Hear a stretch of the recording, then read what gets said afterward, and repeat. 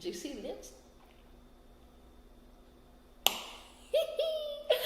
It's rated by Mo. Hello, thank you for coming to I am the main character. That's all you need to know. I'm the main character. Period. Bad fine as hell, thick as fuck. Bad she with the shit. Can't get a nigga, got her own money. She don't even need a nigga. Shouty my type. I keep two Kim and Lisa. Hey guys, so we're gonna just hop right into the video. Hey, so you can tell from the title that we'll be talking about what me, myself, and I learned in 2021 because this year is ending. Oh my gosh. Next week is January 2022. Wow. So, I feel like the first thing I learned in 2021 is how to be flexible, because there's just so many changes, and if you're not flexible, it will, I don't want to say K-I double hockey sticks you, but it'll take some emotional baggage that you carry along when you're not flexible, when you're not willing, I wouldn't say willing to mold with the changes, but things change so often. Like it's just so many layers. And honestly, I'm at that point where it just feels like, well, first of all, what is stability? Like, I feel if anything has shown us these past, from 2019, especially in the state of the world, like there is no constant, like there's no stability in the sense that things are going to stay the same. And even when they stay the same, they're not going to stay the same for long.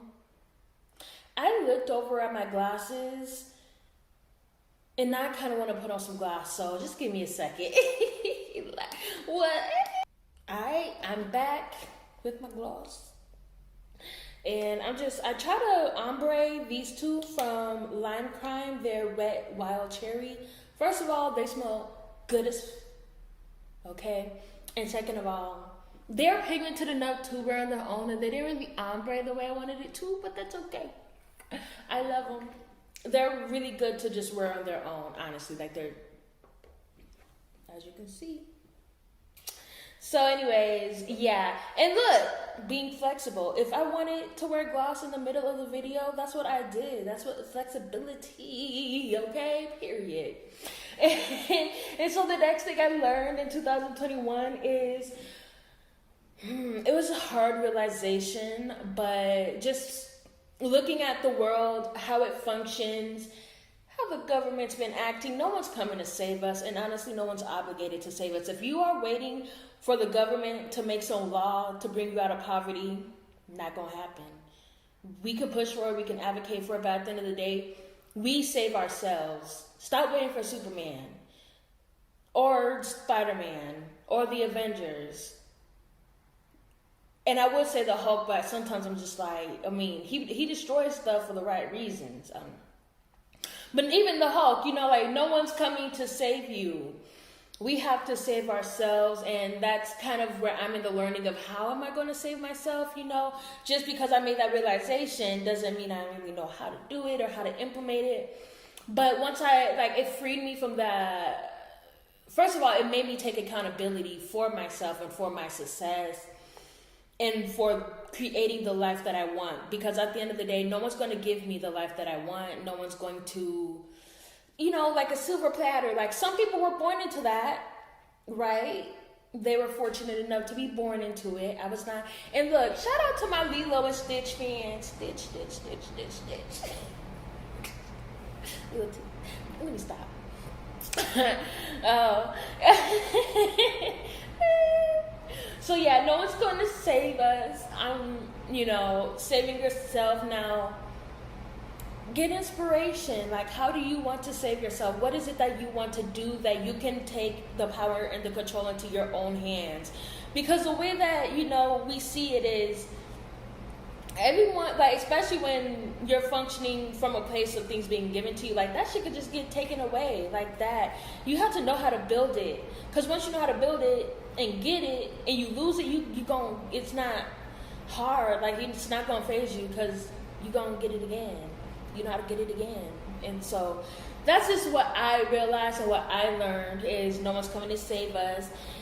And I also was doing a lot of self-discovery in 2021. And so what I learned is just what I want, like who I am, what I want. And for me, that's being a creator. And you can do that many ways. Like for me, I lean more into my spirituality, and I lean more into, I would say, the zodiac. And like, when you really understand the stars and things like that, like that's when nothing can stop you. Okay? Nothing can stop you. So if you're feeling like no one's gonna save me, how am I gonna save myself? Get to know yourself more spiritually. And I feel like the zodiac is a lot of spirituality involved in, like, I don't really separate a lot of what's in the world in the tools, because honestly everything's connected. It just is what it is. Like, everything's connected. So I feel like spirituality and zodiac, like, those are hand in hand. So my life path number, if you don't know how to find your life path number, Google it. You know, my life path number is 3. And honestly, that speaks a lot to me as who I am as a person. I am a creator. I'm a creative. I've been leaning so far away from art and my own creations and that's what I want to do. Like, so I'm learning graphic design. I'm learning how to design book covers and how to monetize art.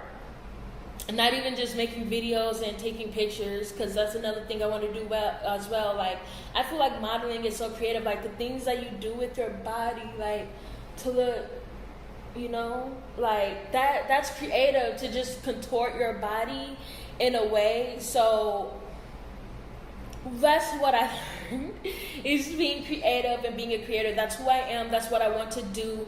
That's what I'm here on this earth to do. That's why I came here, to create. And you're all creators. Don't get me wrong. We're all creators. So don't take that in the wrong way. Like, well, I don't know how to draw and stuff like that. There's so many things. Like, you can invent, like, making the people who do cars, like making cars and stuff, like people on the more technical side, people in IT. Coding takes a lot of creativity. I try. That's a different side of the brain, though.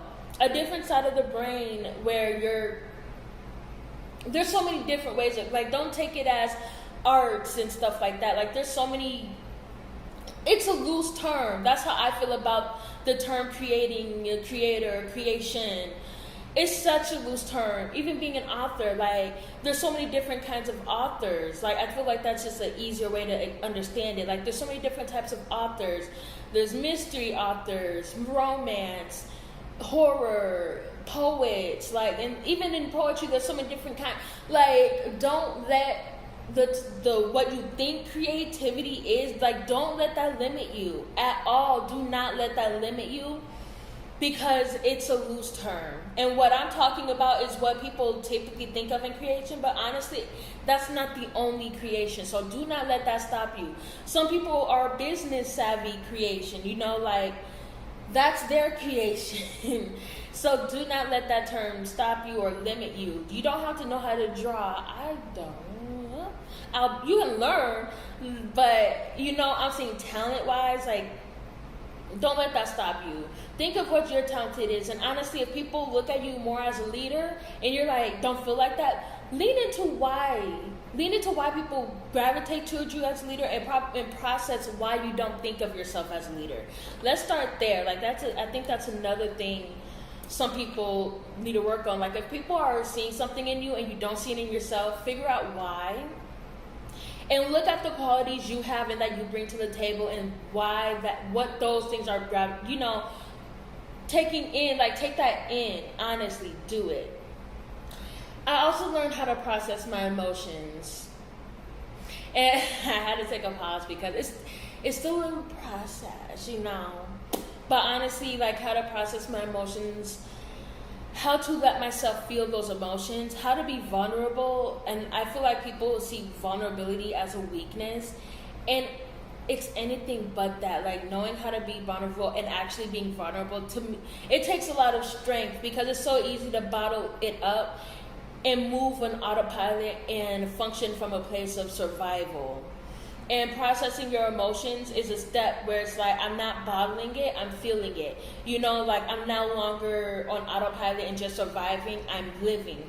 A part of living is your emotions. You have to feel, you have to let it out.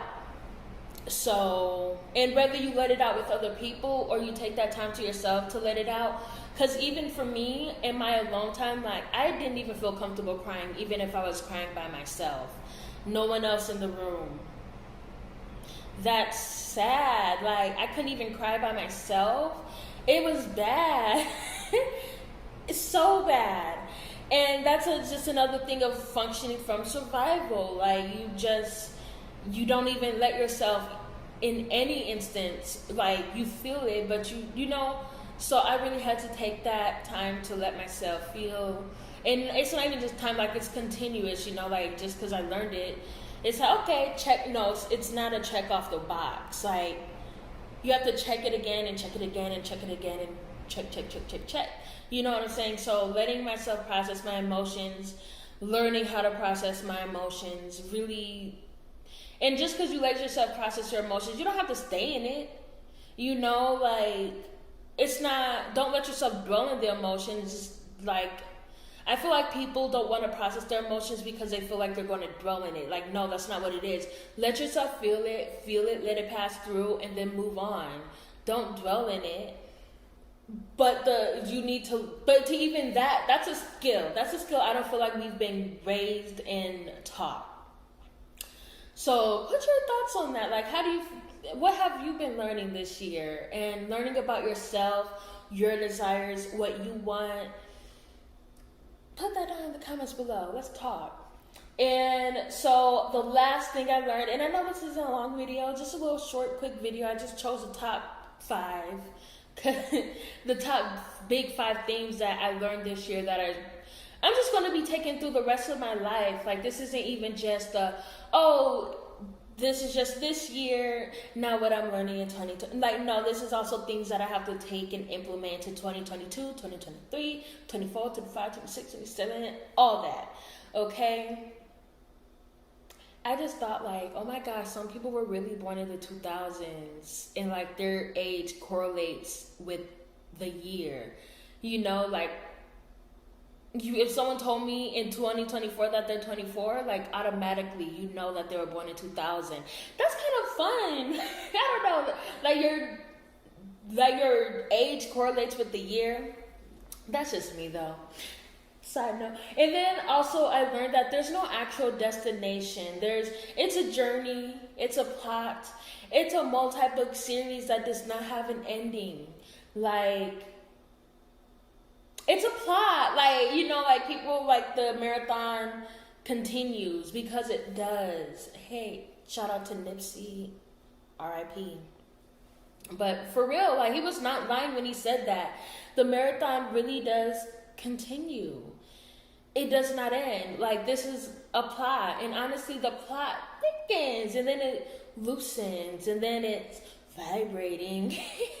You know, and I feel like as I continue on with the journey, because the thing is, we have a goal, we meet the goal, and then we have to create a new goal. Like nothing ends when we get what we want. Because when we get what we want, we are satisfied.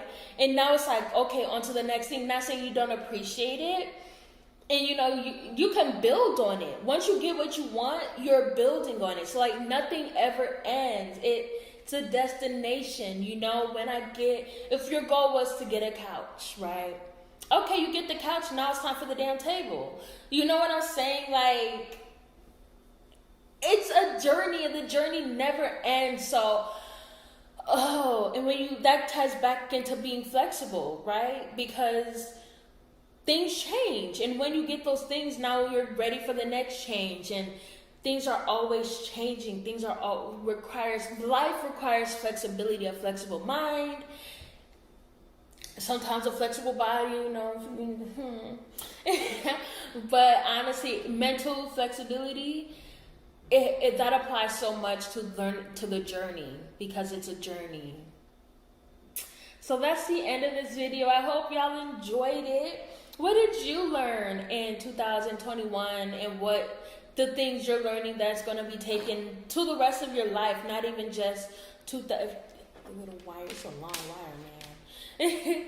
You know, things you're going to be taking for the rest of your life, because honestly, the things you learn, you don't just learn it to not use it.